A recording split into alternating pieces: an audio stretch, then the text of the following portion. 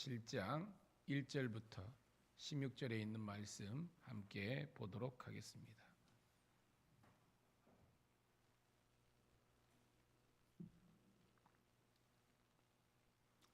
고린도전서 7장 1절부터 16절에 있는 말씀 함께 천천히 읽으면서 무슨 말씀인지 살펴보도록 하겠습니다. 시작.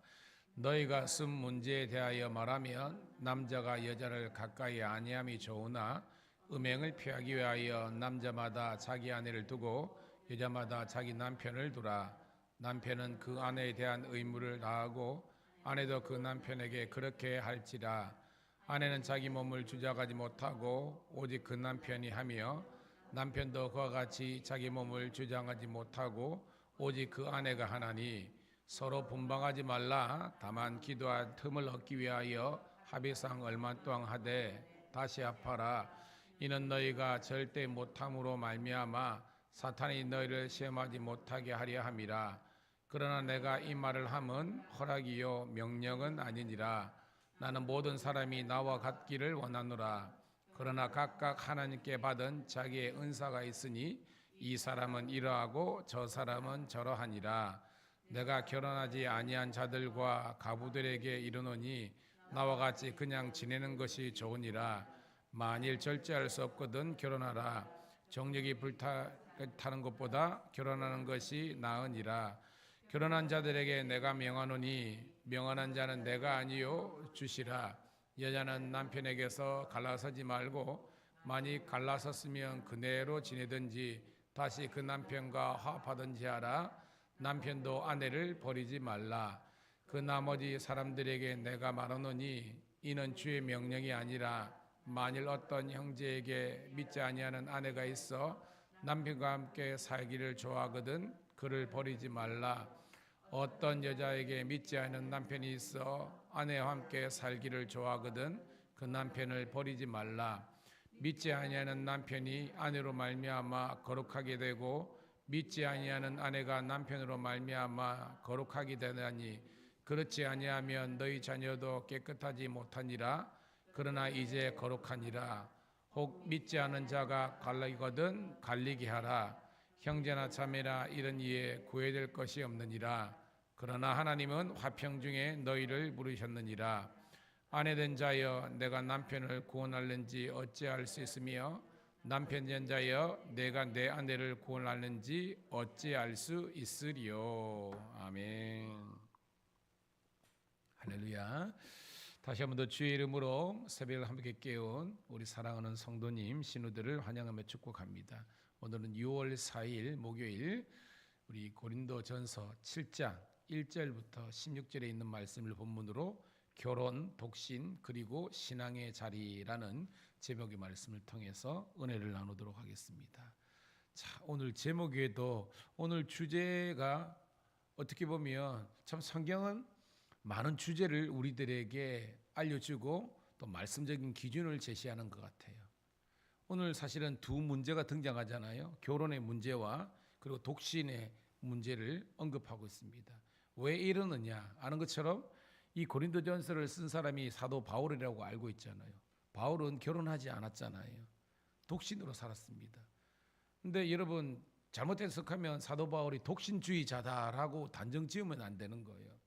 사도 바울은 원래 하나님의 뜻은 우리가 창세기부터 독취하는 것이 좋지 않다 그랬잖아요. 그 말은 하나님의 원래 계획은 남과 여자가 부모를 떠나 한 몸을 이루고 가정을 이루어서 그 가정을 통해서 하나님께 영광 돌리는 것이 기본적인 성경의 골조라는 것은 인정하는 겁니다.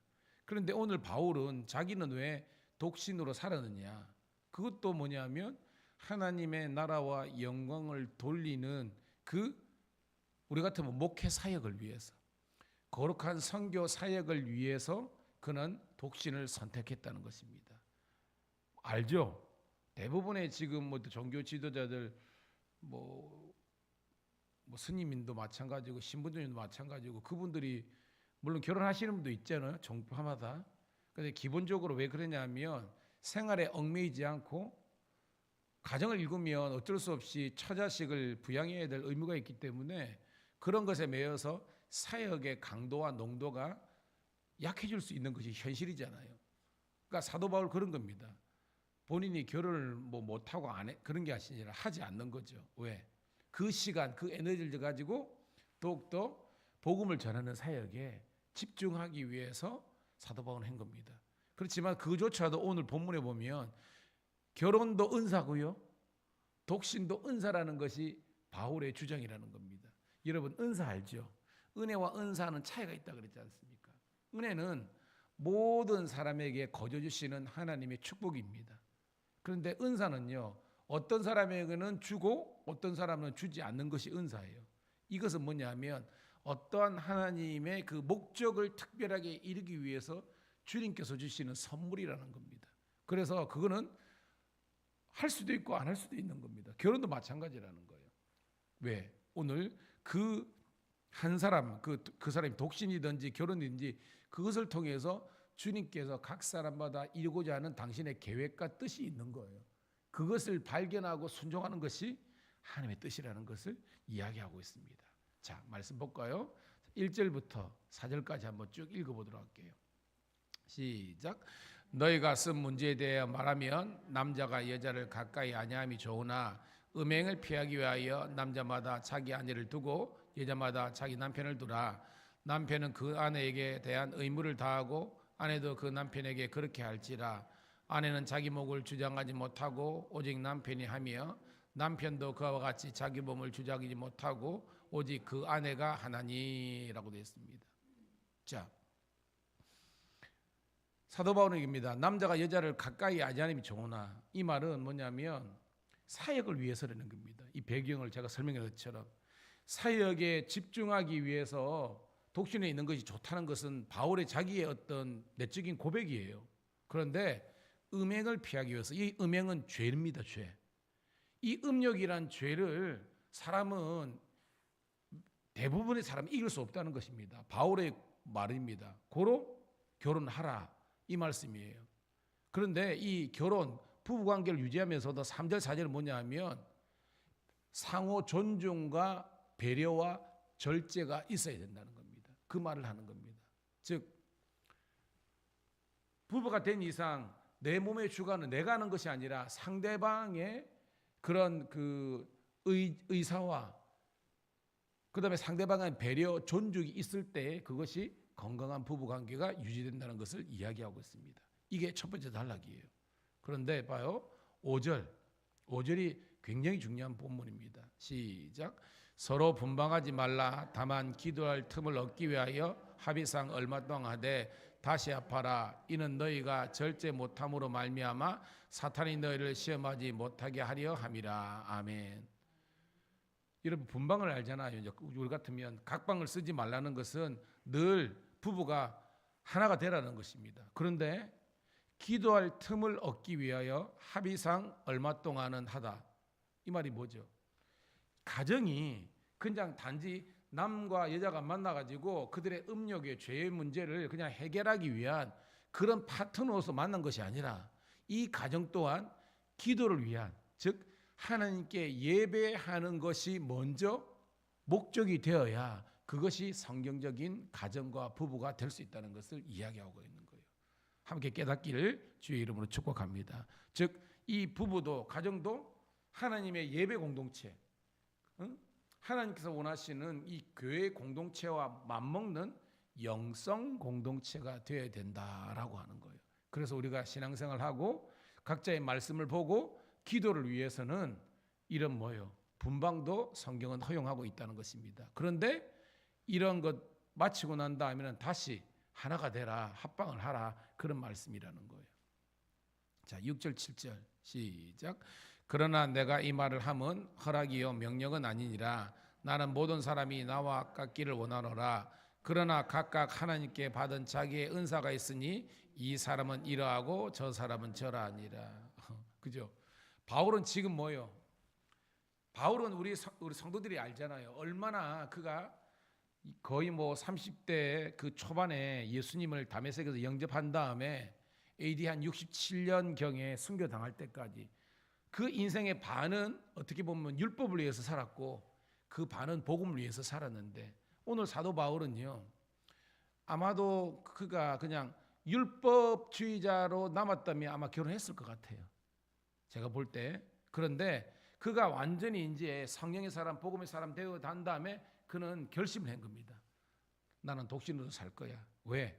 그 가정을 그리고 아내와 그 자식을 돌보는 그 에너지를 가지고 자기는 사명이 있잖아요. 땅 끝까지 이르러 나는 복음을 전하리라. 그 사명 완수를 위해서 자기는 독신을 선택했다는 것입니다. 그래서 많은 사람들도 나와 같이 되기를 원하는 겁니다. 그런데 바울은 이야기입니다. 은사가 있으니 결혼의 은사를 가진 사람은 그렇게 하고 나처럼 독신의 은사를 받은 사람은 독신을 하지만 요는 뭐예요? 다 하나님의 복음을 전하는 도구로서 영성 공동체로서 그 가정을 이루어야 된다라는 것이 바울의 요지라는 것입니다. 깨닫는 우리가 되기를 소원합니다. 그러면서 자 8절부터 우리 11절까지 읽습니다. 시작. 내가 결혼하지 아니한 자들과 가부들에게 이르노니 나와 같이 그냥 지내는 것이 좋으니라. 만일 절제할 수 없거든 결혼하라. 정직이 불타는 것보다 결혼하는 것이 나으니라. 결혼한 자들에게 내가 명하노니 명하는 자는 내가 아니요 주시라. 여자는 남편에게서 갈라서지 말고 만일 갈라섰으면 그대로 지내든지 다시 그 남편과 화합하든지 하라. 남편도 아내를 버리지 말라. 아멘. 반복적인 내용이지만 바울은 사람들이 말하는 것처럼 독신에 대해서 굉장히 뭐예요? 부정적인 시야가 아닙니다. 바울은요, 사명과 사역을 위해서 독신하는 것은 낫다고 이야기하는 겁니다. 그렇지만 동일하게 여기도 정욕의 문제가 나오잖아요. 위에 있는 음행하고 똑같은 겁니다. 이 죄를 짓는 문제가 있어서는 죄를 짓지 않기 위해서 이런 결혼을 하라는 것입니다.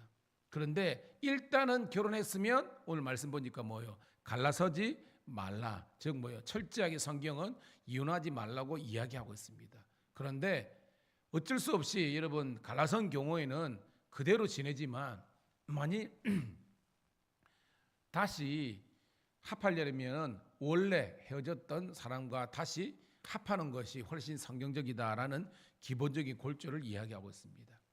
자, 그러면서 12절, 13절입니다. 시작.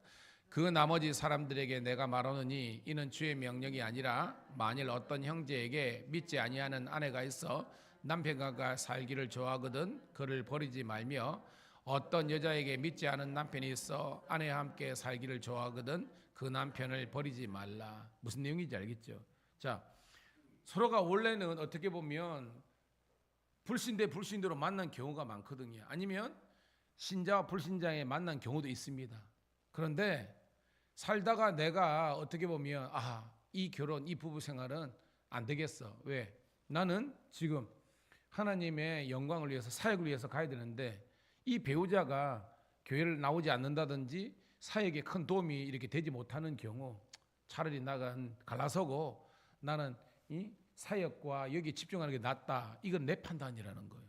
성경은 그 배우자가 불신자이지만 같이 부부 관계 결혼을 유지하기를 원하면 내가 신앙에 대해서 그 사람을 모른 척 이렇게 배제하거나 이혼하면 안 된다고 이야기하고 있습니다. 그 말은 하나님께서 일단 가정을 이루게 하신 이상 그 가정의 고유한 그 고유성을 지키기 위해서 먼저 믿은 그게 아내든지 남편이든지 상대방을 배려하고 끝까지 그에게 책임을 다하라는 것이 하나님의 말씀입니다. 왜냐? 14절이 오늘도 굉장히 중요해요. 아까 제가 5절도 중요하던 것처럼 14절이 굉장히 중요합니다.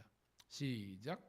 믿지 아니하는 남편이 아내로 말미암아 거룩하게 되고 믿지 아니하는 아내가 남편으로 말미암아 거룩하게 되나니 그렇지 아니하면 너희 자녀도 깨끗하지 못하니라. 그러나 이제 거룩하니라. 무슨 말인지 알겠죠? 여기서 설명상 하나 빠진 게 뭐냐면 약간입니다. 믿지 아니하는 남편이 어떤 아내? 그렇죠. 믿는 아내로 말미암아 거룩하게 되고 믿지 아니하는 아내가 뭐예요? 믿는 남편으로 말미암아 거룩하게 된다는 겁니다. 무슨 말을 알겠죠? 불신 결혼을 했다 할지라도 그 배우자가 믿음으로 굳건히 서 있으면 그 믿음의 선한 영역이 미쳐가지고 불신의 남편 아내를 구원시킬 수 있다는 것입니다. 할렐루야. 이 거룩은 바로 구원의 문제라는 겁니다. 여러분, 우리나라에 이런 가정이 많잖아요. 그러니까 이 말에 위로를 받고 은혜를 받으시고 합니다. 아, 내가 믿음과 신앙과 내가 끊겨 있으면 복음화 되는 거예요. 저희 집만 하더라도 그렇잖아요. 제가 뭐 설교 시간에 많이 간증하였지만 저와 우리 형부터, 쌍둥이 형부터 교회를 다니기 시작했고, 그 다음에 나중에 형이, 그 다음에 어머니가, 나중에 마지막에 왜 집안에 여러 가지 문제, 저희 아버지는 장남에, 저희 형님은 장손에, 여러 가지 제가 설명을 안 해도 다 알잖아요. 그렇지만 그 인고의 세월 기도하고 예배하고 하나님께 부르니까 결국은요 복음화가 되는 거예요.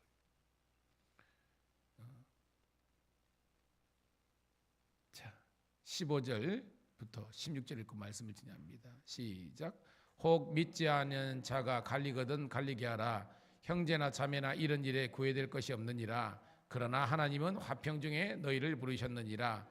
아내된 자여 내가 남편을 구원할는지 어찌 알 수 있으며 남편된 자여 내가 내 아내를 구원할는지 어찌 알 수 있으리요. 아멘. 자, 오늘 말씀 결론입니다.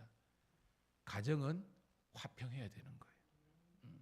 지금 어떻게 보면 신앙적으로 어떤 다른 노선이라 할지라도 여러분 쉽게 이혼하거나 포기해서는 안 된다는 것입니다. 하나님의 다 뜻과 계획이 있다는 거예요. 그래서 인내하면서 제일 중요한 것은 영적인 주도권을 빼앗기면 안 되는 겁니다. 여러분, 옛날 우린 조선시대도 아닙니다. 지금 그때는 어떻게 보면 어떤 여성 아내의 어떤 인격이나 존재감이나 존중이 없었잖아요. 존엄성이 없었잖아요. 그런데 지금은 뭐예요? 대한민국 법치국가고 엄연하게 이 자기의 의무와 권리에 대한 법적인 그게 있는 겁니다. 신앙의 자유가 있기 때문에 여러분의 신앙을 아주 견고하게 지키면서, 그렇지만 화평을 쫓으면서 끝까지 인내하면서 기도하면요, 하나님께서 어떤 경로를 통해서든지 여러분의 가정이 인과 기도될 수 있도록, 그 배우자들이, 자녀들이 하나님께 돌아올 수 있도록 하나님께서 은혜를 베풀어 주실 줄로 믿습니다. 포기하지 말라는 거예요.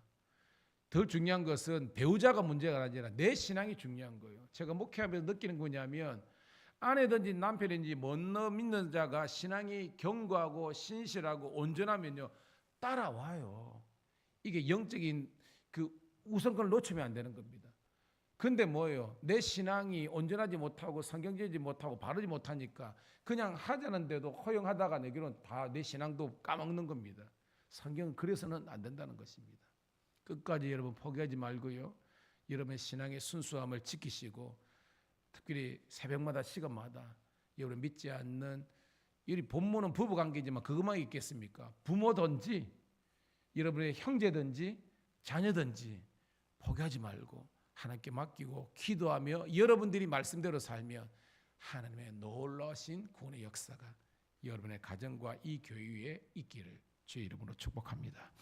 하나님 고맙고 감사합니다. 오늘도 하나님께서 이 생명의 말씀으로 저희들에게 하나님의 말씀의 기준과 또한 위로와 평강함을 주심을 감사합니다.